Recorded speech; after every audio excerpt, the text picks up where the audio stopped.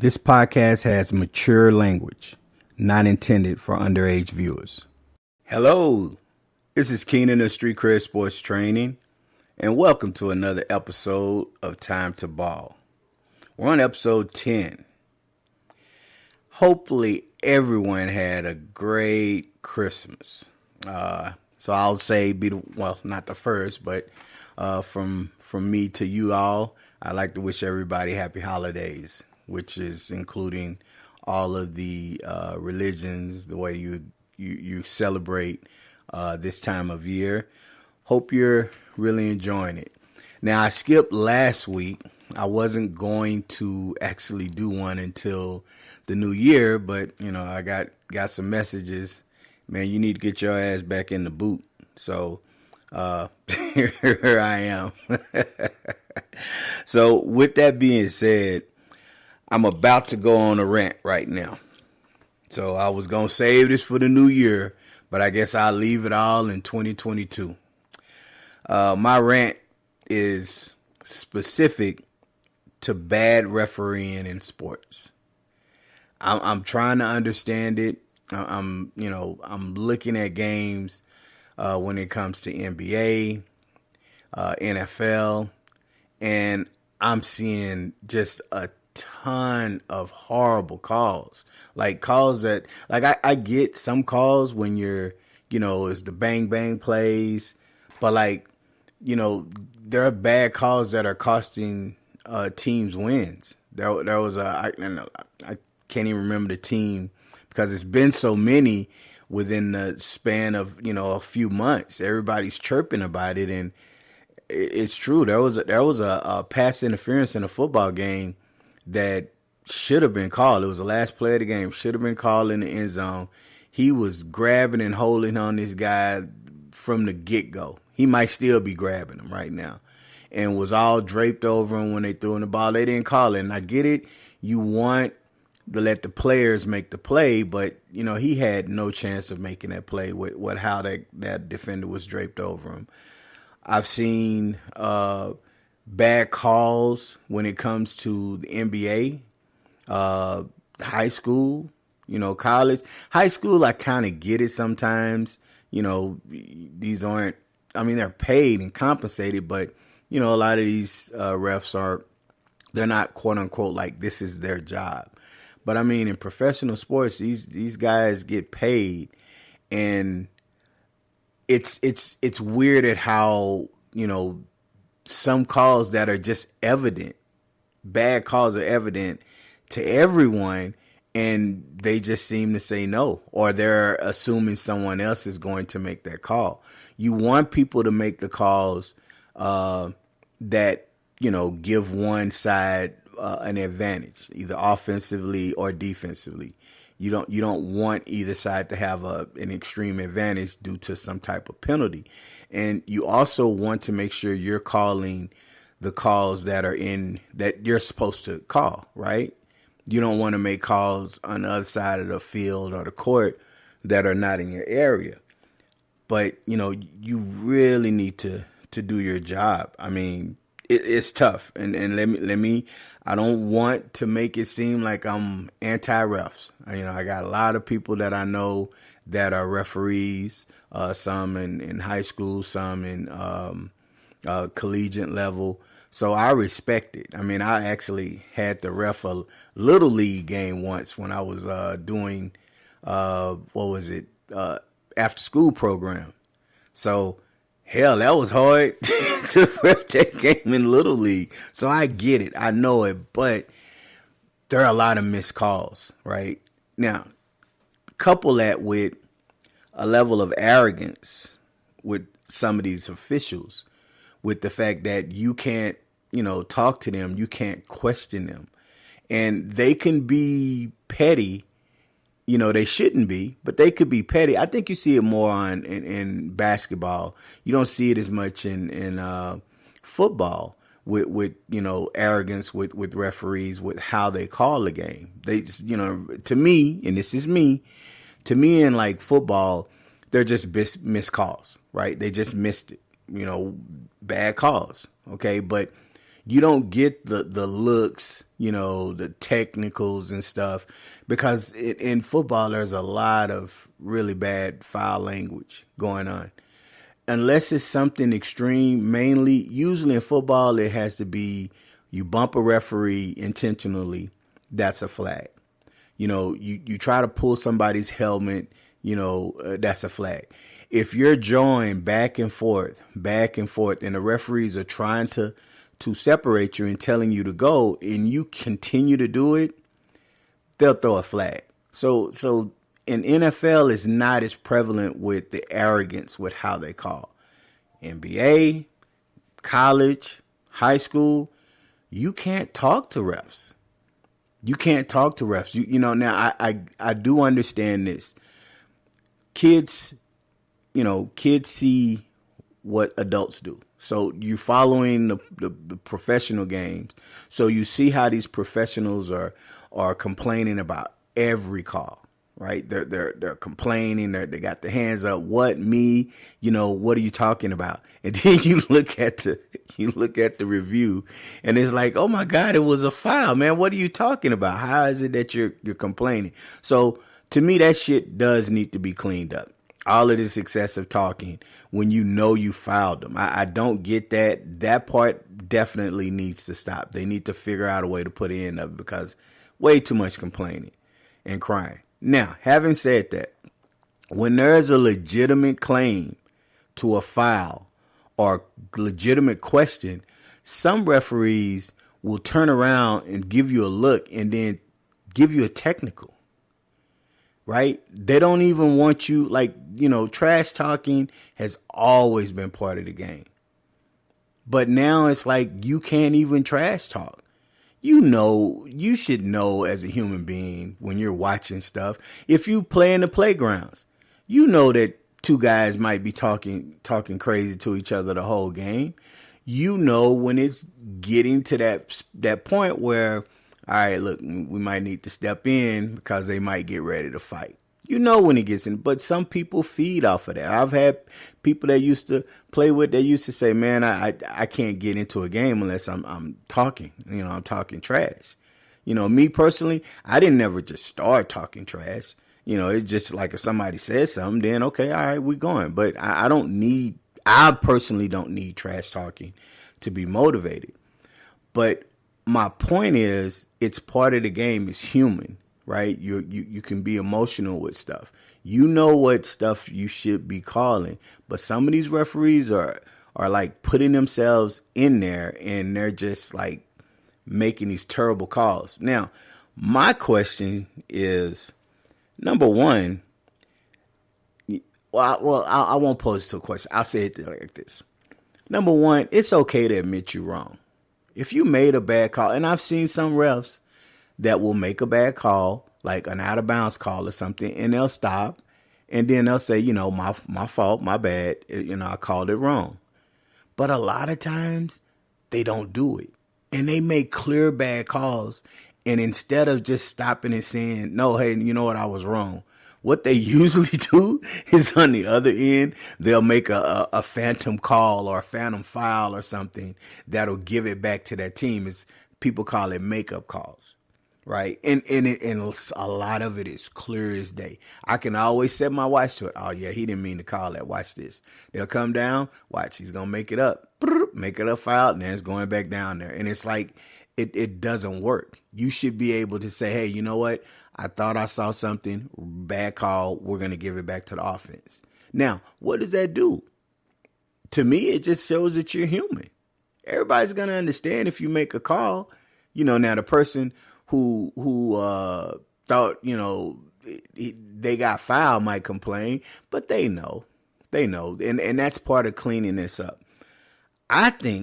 Personally, I think referees should start to be fined or suspended a game after really apparent none or bad calls, or showing stuff that is not professional. Now, recently there was a referee who's a veteran referee. I think it was Tony Brothers, who in the NBA, who was suspended for for calling a player a bitch ass motherfucker. Apparently that's what, well, not as apparently, I can't remember if it was that, but I believe bitch ass was part of the equation. So he was a referee who said it. Now look, I got a quick story before I get in there, because it just brought me into this with referees. Man, I knew referees, that wasn't having it, right? I had a referee, RIP to my man Les. Les, he was a great guy. He was from New York. He was reffing a rec league game. I'm taking the score and everything because I'm working with the city, Parks and Rec, and I'm running the league. So they're playing the game. Well, this guy on the team was upset, with what he perceived were non-calls. So he started chirping at Les, and Les New York, he had that accent. He said, "Hey, brother, I'm not the one you want to be talking to like that." So then this guy just, kept running his mouth, talking about I look, okay, I've been cleaning my language up, but in order to really tell this story, I gotta kind of get in acting mode or into the moment and just kind of tell you about how the language was. So the player was like, "Yo, man, you need to call fucking fouls." Les said, "Hey, brother, I ain't gonna be taking that shit from you. You keep on talking."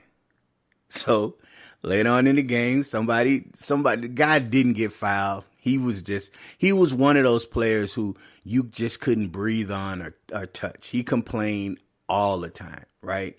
So he makes a comment, "Man, I'm telling you need to." So Les said, "All right, you better shut up." Dude kept talking. Les said, "I got a technical foul on him. He's ejected from the game, and I'll see you outside." So Les starts walking towards the door, taking his whistle off, going outside. Now this dude who been running his mouth all day, talking shit, turns to me and like, "Is he serious?" I said, "Yeah, he's serious." He says, "Well, what should I do?" I said, "Whatever you do, don't take your ass outside." So I went outside and talked to Les, calm the situation down. He was like, "Nah, Keenan, man, and look, Les wasn't no little scrawny dude. Les could box. So I'm glad I talked that dude into going out, and I'm glad I talked Les into not hurting that dude. Because Les would have hurt the guy, right? And that's the kind of referee that I usually like, is the kind that, he's going to call the game, but he ain't taking that. Now, back to the NBA referee situation. Some of them are really in their feelings, and I think, in order to restore balance, you suspend players for talking bad about the officials, or not really suspend them, you fine them. If you got officials who are making really just terrible calls, they do this 2-minute report, man, you need to suspend them if it's just egregious, right? If it's that bad. That's the SAT. I ain't did no SAT words in a while. Egregious. Okay. If it's like that, man, you really need to just, you gotta let the players know that, hey, we hear you just as well. Because anytime somebody says something bad about a referee, they're fine. And sometimes the players is like, well, look, I know I'm going to get fined, so I'm going to earn it, right? But that's my rant. I think something should be done. Referees are a little bit out of control. In these past 3 to 4 months, it has been really evident. And it's cost some teams on whether football or basketball, it has cost some teams some games. That part is true. Okay, so let's do something about it. Let's write or whatever. See if we can figure out how to get this done. Yo, I like to give a shout out to my sponsors, Next Style Designs. Next Style Designs makes quality shirts or custom apparel for all occasions. Next Style Designs. Mind Inc. Mind Inc. offers a wide array of digital media. Mind Inc. asks, are you using your mind? Southwest Basketball Showcase Recruiting Service, the link between your coach and your dreams. Maracai Zero Down Solar. Call Greg Suber for your solar needs. PCS Plus is the carpet service for all your cleaning needs. Okay, all right, so to my basketball training ideology, I have a question. Well, actually, I was asked a question. And a parent, who I was training a kid, the parent asked, is there such thing as overtraining? And I looked him in the eye and I said, yes. Yes. I said, and we don't, as an organization, it's not something that I want to do. Because first of all, you have to have rest. You have to put everything in perspective.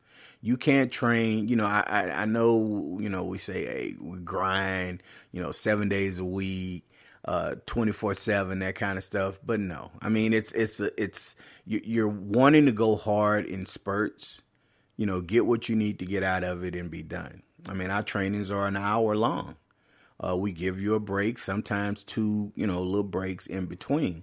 But what we want to make sure of is that we keep kids in a situation, or I'm not gonna say kids, that we keep athletes in a situation to where their body can continue to sustain the training and stuff. So, like for instance, the reason the question came about was because their child was playing high school. Now, I'm not going to name the high school because I'm not, trying to speak bad about the high school. It was just the kid went to this high school. And when I asked him, well, what high school does the kid go to? And they told me, and I said, oh, yeah, now what we're going to have to do is we're probably not going to be able to train them until the season's over. And then the parent was like, well, why? So I explained to him that, look, during high school season, they're practicing, 5 days a week. Some of these high schools, they will practice 6 days a week, which I don't agree with. Some of these high schools will do conditioning drills with these teams throughout the year, which I don't agree with, because it shows. You watch some of these teams in the fourth quarter, they're not conditioned. They're tired. They don't get the rest. Right? Now, this is my personal thing. I have some of these, high school coaches out here that might be like, nah, man, we got to keep them. Look, you condition them through the practices that you're doing. You don't do off-season conditioning during the season. During the season, you're supposed to be focusing on plays, how to get better, keeping everybody sharp, worried about your next opponent. That's to me, that's what you should be doing on in season when you're in season. When you're off season, yeah, you can run the 1, 2, 3 miles, all the weightlifting and stuff. I'm not saying you can't lift weights during the season. You can, just like minor. You don't want to be doing too much strenuous work, okay? But you got to rest. If you don't rest, your body is going to tell you in subtle ways, I need rest. And if you don't listen to your body, now you're going to have a situation where you have a pull or a strain or a tear. Now you're going to be out for a long time. So you have to rest. So when they ask me, is there such thing as overtraining? Yes, absolutely. I don't want a situation where I'm trying to train a kid 5 days a week. Here's why. If we work on something on Monday, Tuesday, we're probably going to be working on something completely different. If you didn't get the necessary reps from Monday, you're not going to retain it, which is why we always suggest once a week, because it gives you time to do the required reps and stuff. And, now you can have it. You got the muscle memory behind whatever it is you need to do. Now, yeah, we can do 2 times a week. We can possibly do 3 times a week, but you have to space them out enough to where they're going to learn. We can also mix them up. And let's say you come one day, we're doing one thing. The next day you come, we're going to work on something, that's completely opposite of that.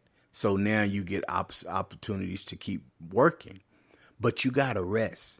So if you're coming to us and you're playing, you're practicing 5 days a week or 6 days a week, and in one of those days you're not practicing because you have, or two of those days you're not practicing because you have games. When do you rest? So you can't come to us on Sunday and want us to work you out, because even though we're doing in-season workout, in-season training, it's still a form of training. And then if you come to us, we can tell like you're dragging ass, you're tired. We don't want that for you. It defeats the purpose of us trying to train you. You need to rest. So when the question is asked, is there such thing as overtraining? Absolutely. You don't need to do 4 hours of training, and I have some kids, some parents who will say, oh, well, yeah, we just went over to this other organization.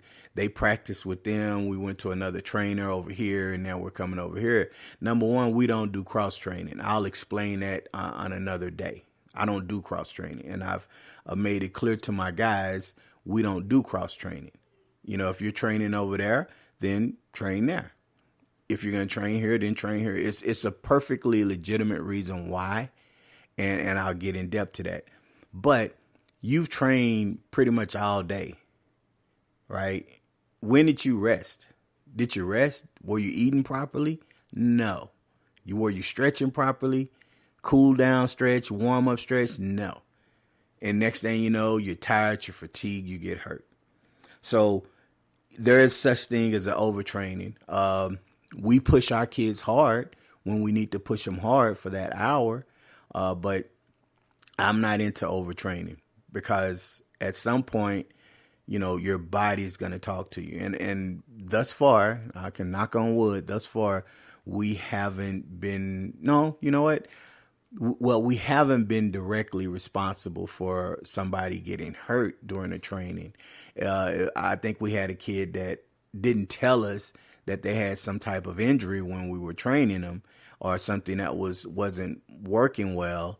And before we could, it was the first part of the drill, before we could, before it could be assessed, they were doing the drill, and boom, it kind of aggravated it. So we do our best. We're trying to make sure, but sometimes the kid or the parent has to be transparent. Hey, you know what? He hurt his ankle. Sometimes we can see that stuff during the initial, the beginning of training, when we have them to do the certain things. You can notice certain things. Sometimes they mask it well because it's not bothering them as much. So we want to make sure that we're doing our part to make sure the kid is in a healthy environment and they can learn, right? So that's pretty much what we do when it comes to keeping them from overtraining. That's going to be all for today. I just wanted to get in because, I know it's still the holidays, but I needed to get in and, get in the booth and drop some bars. For my bonus content, for my Patreon version, I'm going to discuss why coaches don't like floaters. I'm also going to discuss, it's a recently hot topic, about when kids say, when they put out that they're getting a scholarship, and some use the term blessed to receive an offer. Is there another term that they should use? I'll talk about are kids in El Paso good enough to play college basketball? I'll also, share a story with about my dad when I used to play. Some things that he would say that, I didn't think about back then, and now I do. And it was like, it was the ultimate compliment I felt to me, and it gave me comfort even though I didn't know it. So those are some things I'm going to, discuss on the next one.